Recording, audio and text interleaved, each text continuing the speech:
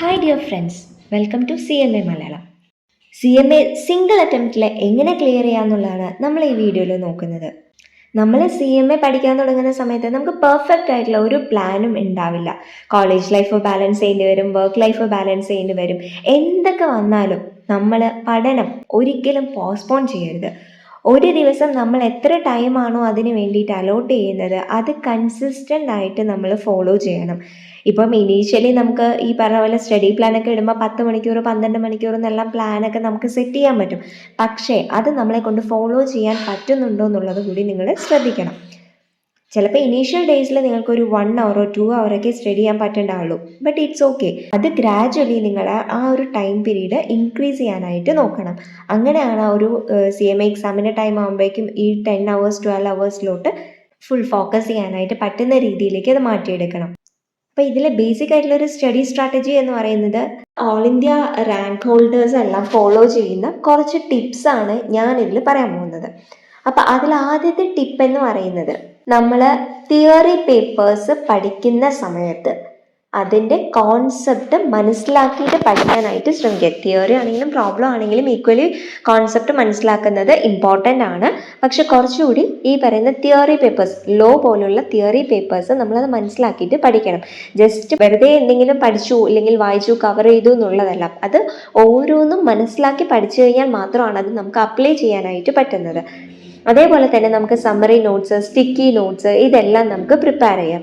Both groups attend ചെയ്യുന്ന സ്റ്റുഡൻസും ഉണ്ടാവാം. നമുക്ക് സഫീഷ്യൻറ്റ് ടൈം ഉണ്ടാവില്ല ഇത് മൊത്തം വായിച്ച് എക്സാമിൻ്റെ പ്രീവിയസ് ഡേ ഇത് ഫുള്ളായിട്ട് കവർ ചെയ്യാനായിട്ട്. അപ്പം നമ്മൾ ചെയ്യേണ്ടത് എന്താണ്, ഈ പറയുന്ന സ്റ്റിക്കി നോട്ട്സ് അല്ലെങ്കിൽ ഷോർട്ട് നോട്ട്സ് എല്ലാം ഉണ്ടാക്കുന്ന സമയത്ത് നമുക്ക് എക്സാം ടൈമിൽ ഈസി ആയിട്ട് റിവൈസ് ചെയ്യാനായിട്ട് പറ്റും.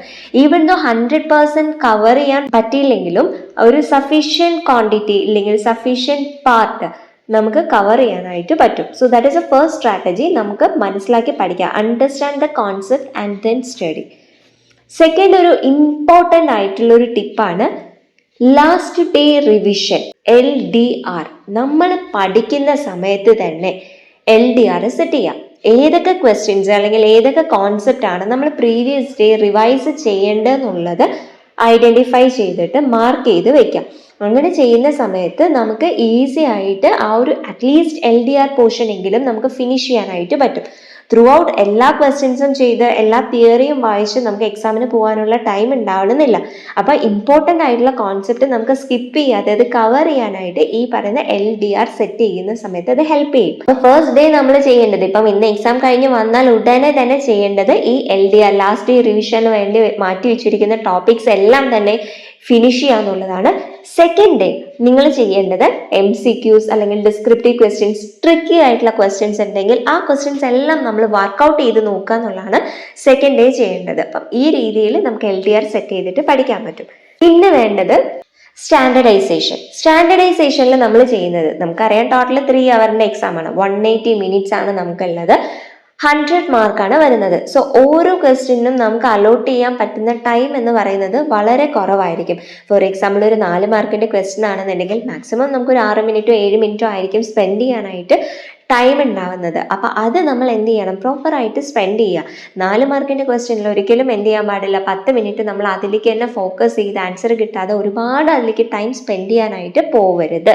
കിട്ടുന്ന ടൈം ആ ഒരു 6 മിനിറ്റിൻ്റെ ഉള്ളിൽ തന്നെ, ഇപ്പം നമുക്ക് എൻലാർജ് ചെയ്ത് എഴുതേണ്ട ആൻസർ ആണെങ്കിൽ പോലും ഷോർട്ട് ആക്കിയിട്ട് 6 മിനിറ്റിൽ കംപ്ലീറ്റ് ചെയ്യാനായിട്ട് നോക്കാം. അങ്ങനെ വരുന്ന സമയത്ത് നിങ്ങൾക്ക് എല്ലാ ക്വസ്റ്റ്യൻസും അറ്റൻഡ് ചെയ്യാനുള്ള ടൈം കിട്ടും. ഈവൻ ദോ നിങ്ങൾ ചില ക്വസ്റ്റ്യൻസ് ഷോർട്ടായിട്ടാണ് ആൻസർ ചെയ്യുന്നുണ്ടെങ്കിൽ പോലും എല്ലാ ക്വസ്റ്റ്യൻസും കവർ ചെയ്യാനുള്ള ഒരു ടൈമും നിങ്ങൾക്ക് അവിടെ അവൈലബിൾ ആയിരിക്കും. അനദർ ടിപ്പ് ഇസ്, നമുക്ക് questions you have to choose the right question. എങ്ങനെയാണ് റൈറ്റ് ക്വസ്റ്റ്യൻ ചൂസ് ചെയ്യുക? ഇപ്പം ചില ക്വസ്റ്റ്യൻസിലൊക്കെ ഓപ്ഷൻ ഉണ്ടാവും, എയും ബി ഉണ്ടാവും.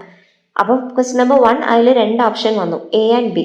അപ്പം A പാർട്ട് എന്ന് പറയുന്നതിന് നമുക്ക് ഒരു 80% ആൻസർ കറക്റ്റായിട്ട് അറിയാം.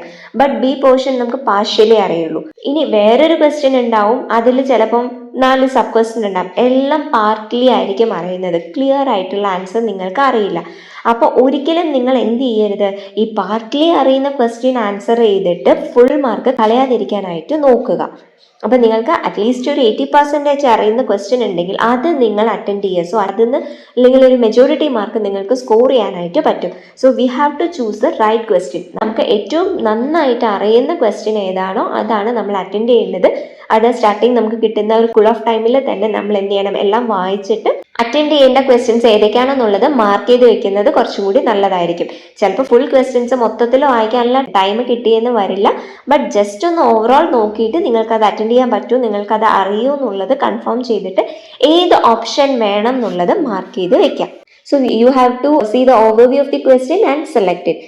And the last important thing, നിങ്ങൾ സ്ട്രാറ്റജി സെറ്റ് ചെയ്യുന്ന സമയത്ത് ഒരു ചാപ്റ്റർ കംപ്ലീറ്റ് ആയിട്ട് സ്കിപ്പ് ചെയ്തിട്ടുള്ള സ്ട്രാറ്റജി എല്ലാം സെറ്റ് ചെയ്യാനൊക്കെ നിങ്ങൾ പ്ലാൻ ചെയ്യുന്നുണ്ടാവായിരിക്കും. ജസ്റ്റ് പാസ് ആണെങ്കിൽ നിങ്ങളുടെ ലക്ഷ്യമാണെങ്കിൽ ഇറ്റ് മേ വർക്ക് ഔട്ട്.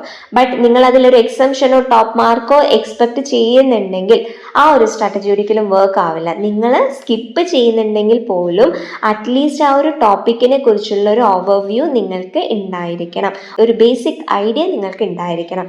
എന്തൊക്കെയാണ് വരുന്നത്, അല്ലെങ്കിൽ അത് വന്നു കഴിഞ്ഞാൽ നമ്മൾ എങ്ങനെയാണ് അറ്റംപ്റ്റ് ചെയ്യുക എന്നുള്ളതിനെ കുറിച്ച് ഒരു ബേസിക് ഐഡിയ ഉണ്ടായിട്ട് നമ്മൾ സ്കിപ്പ് ചെയ്യുകയാണെങ്കിൽ it's okay, it is a good strategy. Otherwise you better not to skip any chapter.